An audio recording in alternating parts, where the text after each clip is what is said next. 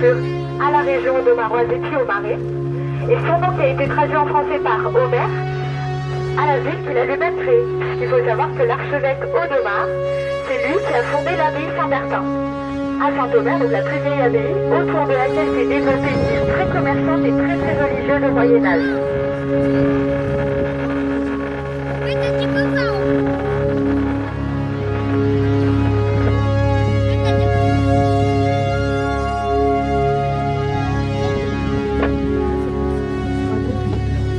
Sur votre droite, vous allez pouvoir apercevoir un très bien de plomb aussi.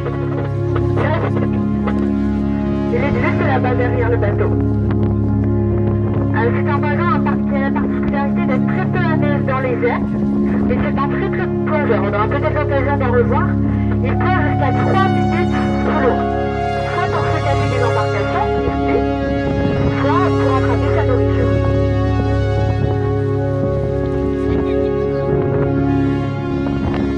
Oui, mais c'est au total 13 siècles d'aménagement. Façonné qu'on a passé d'eau.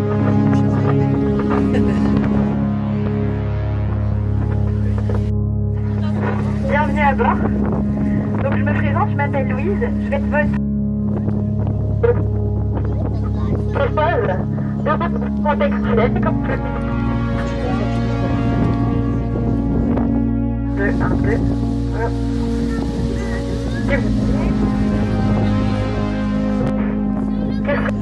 Donc tout le monde peut les emprunter. On appelle ça ici des wateringues. C'est celle qu'on est en train de naviguer aujourd'hui. Et je ne sais pas si vous avez remarqué depuis le début de la visite, à droite comme à gauche, des petites rivières ou des petits fossés qui bordaient cette artère principale. Alors ça, ce sont toutes des voies privées, qu'on appelle ici les watergangs. Et donc on a à peu près dans le Marais Audomarois 500 km de voies privées. Alors si on a autant de voies privées, c'est tout simplement parce que quand on achète une terre ou bien une maison dans le Marais Audomarois, on a forcément un petit bout de rivière ou un fossé qui va avec, et dont l'entretien bien sûr est à notre charge. Alors là, on manœuvre sur un fleuve très très connu du Nord, là, et on va revenir sur notre droite dans le Marais.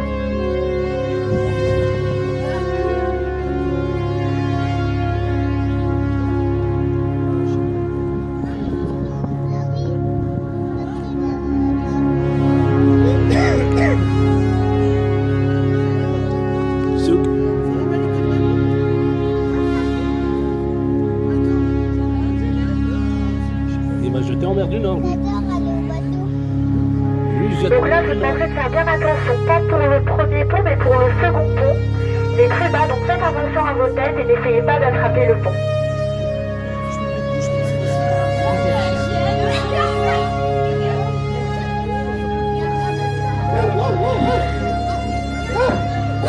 Vas-y, tombe dans l'eau, sinon je vais te...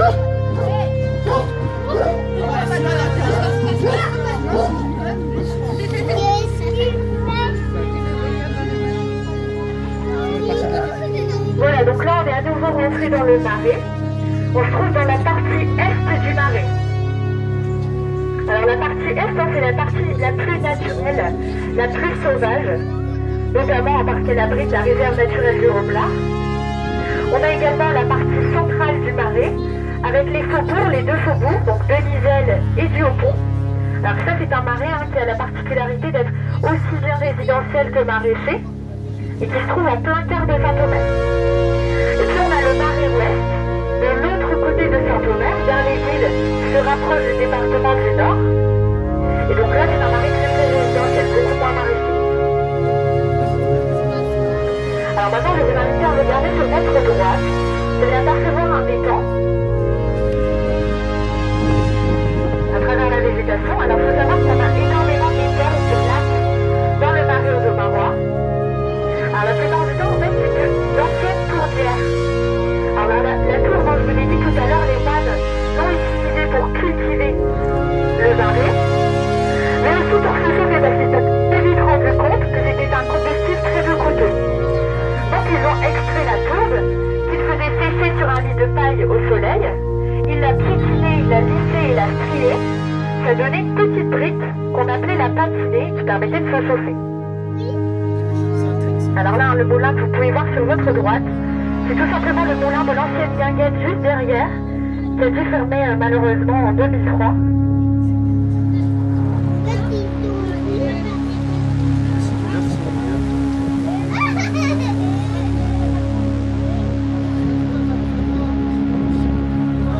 Et donc la tourbe, on a arrêté de l'utiliser à partir du XXe siècle, tout simplement parce qu'on a eu des voies ferrées qui ont permis...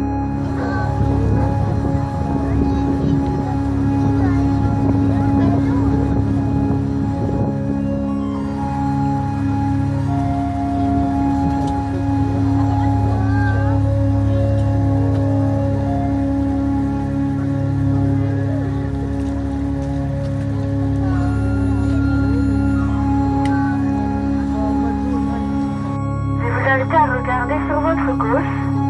Donc là, vous allez pouvoir voir l'une des deux embarcations typiques du marais, les scuds. Et puis au pied de la maison maraîchère, vous voyez le deuxième embarcation typique, le bacov. Vous voyez la même forme, simplement le bacov est plus gros, permettait de transporter les marchandises jusqu'à 4 tonnes de marchandises quand même. Ils sont fabriqués en bois, du chêne, qui vient directement de la forêt de Clermarais.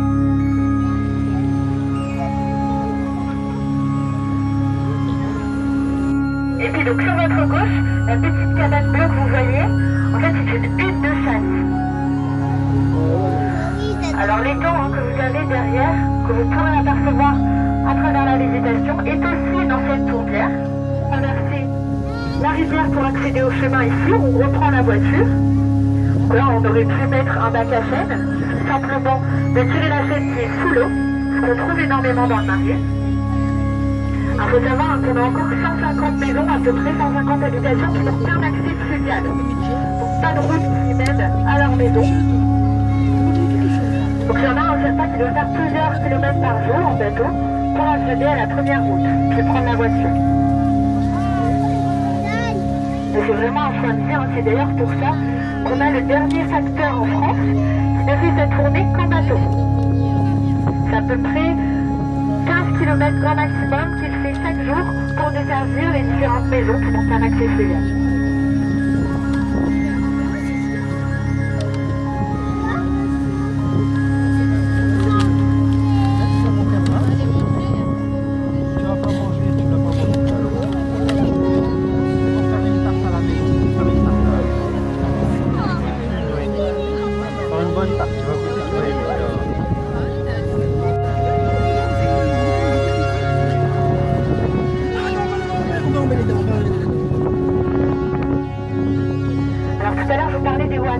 Des animés, c'est ce que vous pouvez voir, les étangs et puis les petits fossés sur votre gauche.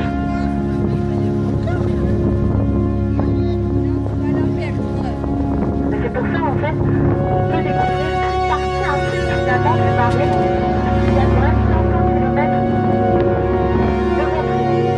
Et donc là vous ne savez pas encore nager.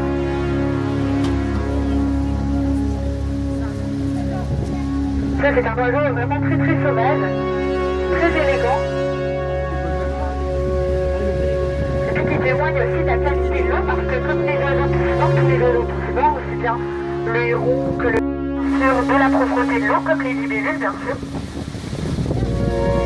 Les nénuphars également, alors là on n'en voit pas sur les artères principales, souvent, parce que c'est pour ça qu'à la fin vous allez pouvoir voir qu'il y a énormément de nénuphars. Alors, le nénuphar, on peut savoir que c'est une espèce qui était importée. C'est pas du tout une espèce française, elle vient d'Inde. Elle a été importée en fait par Louis XIV. Et puis donc là, ici, dans le marais Audomaran, on a des nénuphars à fleurs jaunes, qui sont les moins beaux, et puis les nénuphars à fleurs blanches, qui s'ouvrent en fonction de la luminosité. Marais. Et donc on peut pêcher à peu près 26 espèces de poissons, essentiellement du poisson blanc, carpe, tanche, gardon. On a aussi des carnassiers, perches, cendres, anguilles aussi, pas mal d'anguilles, des brochets également. Et puis on a une 27e espèce qui commence à s'implanter au niveau du canal de l'A. Alors ça c'est pas de très bon augure parce que c'est la sciure. Et puis on est déjà assez embêté avec le rat musqué. C'est c'est surtout des dégâts au niveau des berges parce qu'elle creuse des tunnels, donc ça cause l'érosion des berges. En plus de ça, elle apporte des maladies, énormément de maladies. Et puis elle se nourrit des œufs, aussi bien des petits oiseaux que des poissons. Donc on essaie de la chasser, on a 2 chasseurs professionnels dans le marais qui travaillent sur la chasse à plein temps. Et puis on essaye aussi d'inciter les gens, donc c'est pour ça qu'on a 150 chasseurs amateurs. En fait, on donne 1,50 € dès qu'on reçoit une queue de rat pour inciter les gens à le chasser en créant gauche. Pour vous parler d'élevage, alors c'est une espèce bien moins, c'est une activité bien moins importante que le maraîchage, ça représente quand même 40 hectares. Alors très vite, ils vont se rendre compte que la tourbe qui est présente en dessous de l'eau est très très fertile. Donc ils vont décider de cultiver ce marécage hostile. Et donc ils vont creuser les canaux qu'on a actuellement. Et la terre qui va être extraite va former nos terres, nos champs et puis nos legs qu'on a maintenant.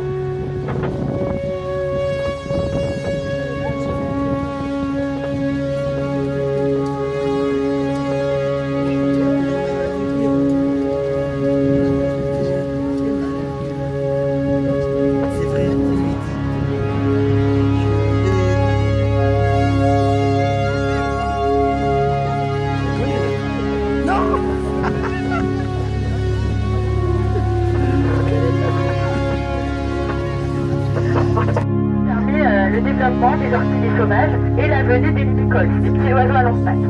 Et vous voyez sur votre gauche le cygne, alors avec un jusqu'à 2,50 m d'envergure quand même. Alors c'est un oiseau très querelleur, très agressif, et il entre souvent en conflit acide, et puis du jeune pousse. Donc du coup on a de plus en plus de phénomènes de stérilisation des